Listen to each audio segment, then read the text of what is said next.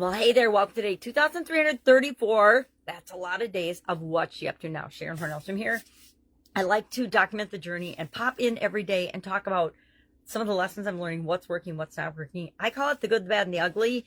Unfortunately, we learn more from the bad and the ugly than we really learn from the good. So I share a lot of those things, as painful as it may seem. We talked about in the Supersize Your Business private Facebook group page today, change strategies, handling changes, specifically with respect to e-commerce and things that are impacting the digital world, but how the steps that we take, the strategies we apply, and what we do is the same across industries. You can use the same process from industry to industry to industry to industry. I know that might be a big secret I'm sharing, but if you're observant and if you pay attention, you will see it throughout the world. And the companies that are the most successful in Supersize and Grow are those that see those things and then simplify them and share them with other people. So, some of the best coaches have their own system, their own way of doing things. Why? Because they've proven that it works for them and for other people, and then they just repeat the process, duplicate the process.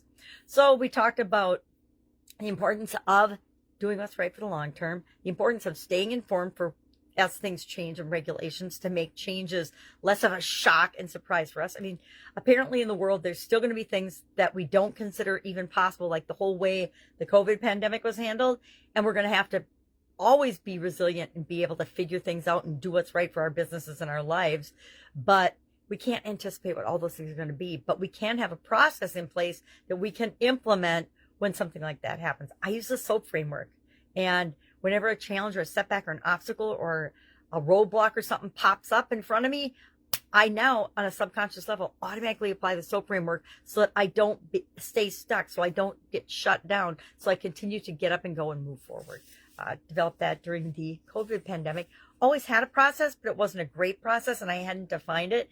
And then through 2020, 2021, and continuing now through 2024, I actually apply and practice the SOAP framework all the time. And I teach it once a month now so that you can have that same tool in your toolbox to deal with changes and challenges. And I probably should have talked about that in the Supersize Your Business group, but I didn't because I forgot until right now.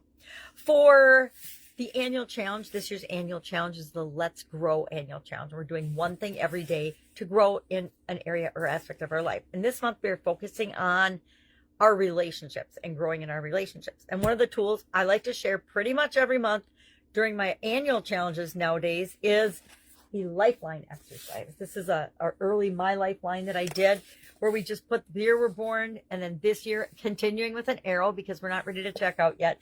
And then we just map out on the timeline, just like we did in school for history events or for leading up to wars or crisis or big events. You'll see timelines of things that may have impacted or caused that event to happen, right?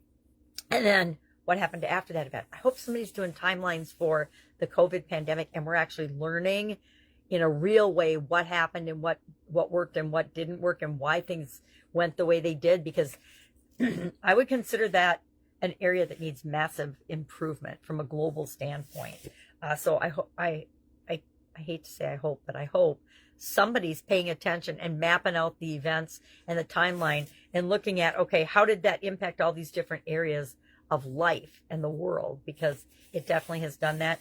And I was talking to somebody the other day where we were talking about it will probably be decades before we actually, as a individual or world, even understand the implications and the ramifications of the shutdowns, of the industries that were destroyed, the people's businesses that were destroyed, the lives that were destroyed by the way that was handled. Now, of course, there's the flip side of that, where there were huge opportunities that people leveraged and used to improve their lives.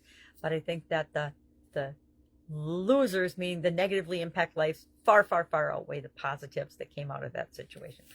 We'll see. History will show whether we're right or not. So we're doing that with relationships this month. We're looking at today our relationships and how they were impacted by each of these milestone events in our lives. Every time I do it, I have different realizations and things that I see and connect that I didn't see or connect before, every single time, which is why I like doing it every month, because I look and I specifically focus on one new area. This month it's relationships. And that helps me to see those connections and learn lessons that I maybe didn't learn when the event actually happened, but that are really powerful and can help me to continually improve and grow now. That's all I've got. I am still on couch potato rest. I've got a weird bleeding in my eye that they're trying to figure out. I suspect it is my lens implant. I had a lens implant in 1990 when I was pregnant with my son. I was blind in my left eye, so I'd already scheduled the surgery before I knew I was pregnant, cataract surgery, to try to clean up my eye and that lens. And that's been a long time ago, so they think that that might be rubbing on my iris and causing it to bleed. So I have to sit still all day long, which is impossible. I don't know how people sit still all day long and don't pick up their grandkids and don't pick up around the house and don't do anything like laundry.